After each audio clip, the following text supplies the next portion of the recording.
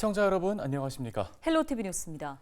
인천시 교육청이 원거리 통학 문제 등 학생들의 불편을 초래하는 현행 고등학교 배정 방식을 개선하겠다며 조정안을 내놨습니다. 네, 말 그대로 학교군을 개편하겠다는 이야기입니다. 자세한 소식을 송효창 기자가 취재했습니다.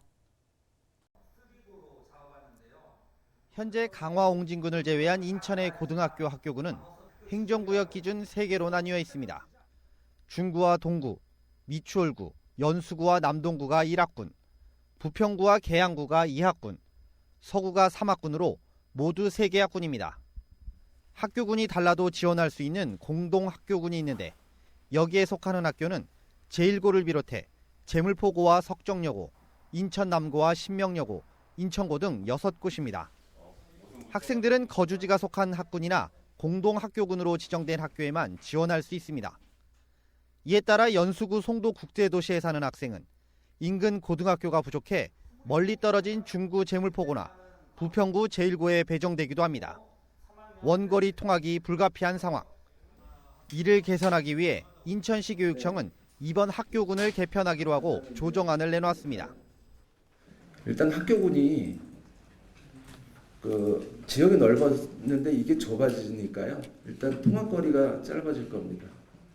근데 그 반대급부로 어느 정도의 학교 선택권이 줄긴 하는데 저희가 조사한 바로는 대부분이 근거리 통학을 원하고 있거든요. 지금 교육청이 내놓은 고등학교 학교군 조정안을 보면 이렇습니다. 현재 1학군에서 연수구와 남동구를 각각 분리하고 3학군에서는 서구를 아라뱃길을 기준으로 남과 북으로 나눠 모두 6개의 학군으로 만드는 것이 골자입니다. 부평계양이 포함된 2학군과 공동학교군 대상학교 6곳도 현행대로 유지됩니다.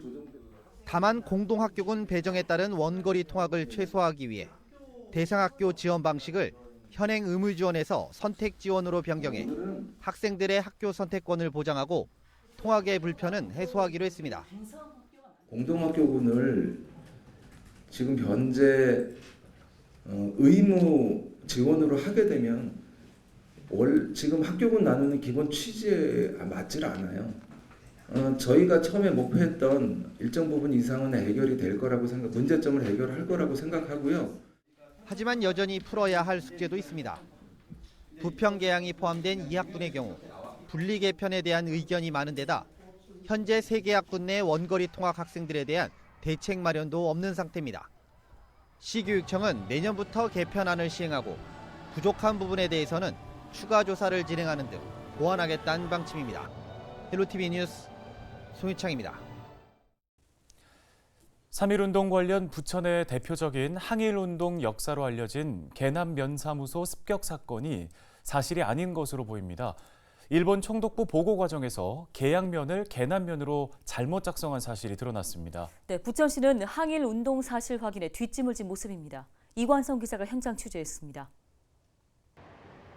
지난 2018년 경기도와 경기문화재단이 부천역 건너편에 설치한 부천 항일운동 유적지 안내판입니다. 안내판에는 1919년 3월 24일 부천군 계남면에서 군중들이 만세 시위를 벌이고 계남면 사무소를 습격해 집기를 부수고 서류를 소각했다는 내용이 담겼습니다. 당시 사건은 만세운동 중 이은선이라는 사람이 일본 순사의 칼에 찔려 사망하자 군중들이 일본 순사들을 찾아가 따져 묻기로 했는데 당시 면사무소 수석석이었던 이경응이 참여하지 않아 군중들이 면석이 이경응을 친일 인사로 보고 면사무소를 습격했던 일입니다. 해당 내용은 국사편찬위원회와 경기도사 편찬위원회, 부천시사 편찬위원회에도 부천의 항일 독립운동 역사로 기록하고 있습니다. 부천시는 3.1절 행사 때마다 지역 주민들과 학생들에게 부천의 대표적인 항일 독립운동 역사로 소개하고 있습니다. 그런데 최근 부천의 한 향토사학자가 계남면 사무소 습격 사건이 사실이 아니라는 문제를 제기했습니다. 모든 사건의 기록은 계양면사무소 습격 사건 기록인데 그 앞부분에 계남면사무소라고 적어놨어요. 그 면사무소에서 피해 상황을 전부 목록을 적어놨는데 거기 나오는 민족부가 요즘 말로 하면 호족부가 다 그 당시 계양면 관할의 마을이에요. 부천에서 항일 역사로 기록해온 계남면 사무소 습격 사건이 황허장터 3.1 만세운동의 여파로 일어난 계양면 사무소 습격 사건일 가능성이 높다는 얘기입니다.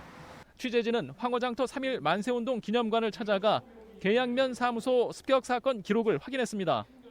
황허장터 3.1 만세운동 기념관에는 계남면 사무소 습격 사건 기록과 동일한 당시 일본 측 문서가 보관돼 있었습니다. 1919년 4월 2일 경기도 장관이 그 당시 사법과 행정을 총괄하던 조선총독부 정무총감에게 보낸 피해 보고서였는데 계남면 사무소 습격 사건에 등장하는 인물과 내용들이 모두 똑같았습니다. 계남면 사무소 습격 사건이 부천의 항일 역사가 아니라는 사실은 계양구의 역사 기록에서도 확인되고 있습니다. 계양구는 당시 일본 측 첩보 기록의 기술 내용이나 소각된 자료 목록을 확인할 때 계남면이 아닌 계양면으로 수정해야 한다는 사실을 전시 기록에서도 명확히 밝히고 있습니다. 계양면 사무소가 맞는데 그때 당시 3.1운동 당시 이쪽 지역에 일본인들이 기록을 잘못해서 계남면이라고 했어요. 그 계남면은 잘못된 기록입니다. 계양면이 맞습니다. 부천시도 이 같은 상황을 알고 있는지 취재진은 담당 부서를 직접 찾아가 물어봤습니다. 담당 부서는 계남면 사무소 습격 사건이 사실이 아니라는 문제 제기를 최근 접했지만 사실인지를 아직 알 수 없어 어떻게 대응할지 인터뷰할 수 없다는 입장을 보였습니다. 또 현재 접수받아 검토 중인 부천 항일 독립운동 기념 민간 공모 사업 신청건이 부정적인 영향을 받을 수 있다며 우려했습니다. 민족문제연구소 부천지부는 계남면 사무소 습격 사건이 사실이 아니라고 문제를 제기한 부천 향토사학자와 함께 부천 항일운동 관련 학술 토론회 사업을 부천시 공모 사업에 신청한 상황입니다. 부천 항일 독립운동 역사를 기념하는 사업을 통해 잘못된 역사도 바로잡겠다는 의지입니다. 이 내용 자체가 우리 부천의 3.1운동이 아니고 인천 계양의 계양면사무소 습격 사건, 즉 황허장터 만세운동의 일부라는 것을 확인해서 이 학술 토론회를 통해서 논쟁을 끝내고 이제 부천에서 역사를 정리하여 새로운 단계로 넘어가는 계기가 됐으면 좋겠습니다. 부천 항일 독립운동 기념 조례는 부천시가 부천 항일 유적을 발굴하고 올바른 항일운동 역사를 계승하도록 하고 있습니다. 우리가 몰랐던 항일 역사를 발굴하고 잘못된 역사는 바로잡으라는 얘기입니다. 그런데 부천시는 현재 소관부서가 불명확하다는 이유로 우리가 잘못 알았던 항일 역사를 확인하고 바로잡는 데 소극적인 모습입니다. 지금 이 시간에도 부천 지역 안팎의 초중고 학생들과 주민들은 부천에 존재하지 않았던 사건을 부천의 대표적 항일 역사로 배우고 듣고 있습니다. 헬로티비 뉴스 이관서입니다.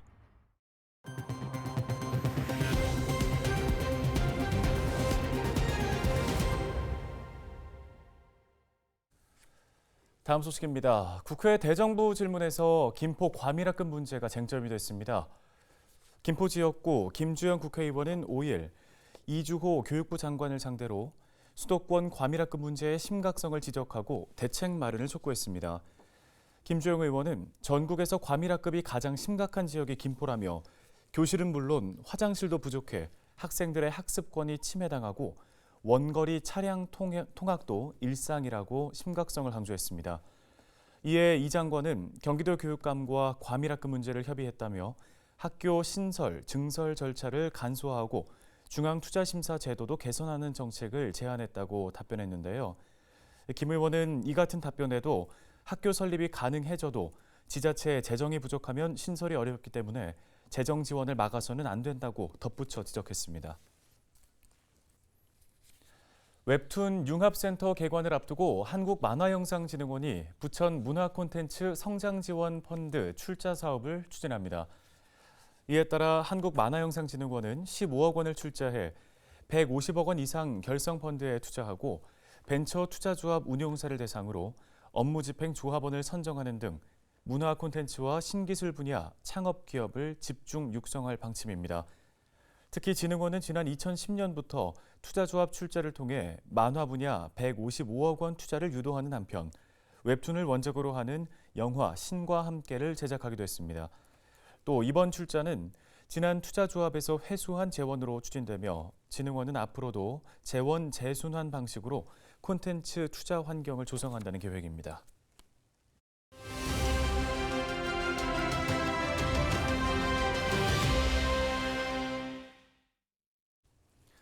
김포시 의원들이 김포시 지역화폐 지원 금액이 경기도에서 가장 적은 규모라며 정상화를 촉구하는 내용의 입장문을 발표했습니다.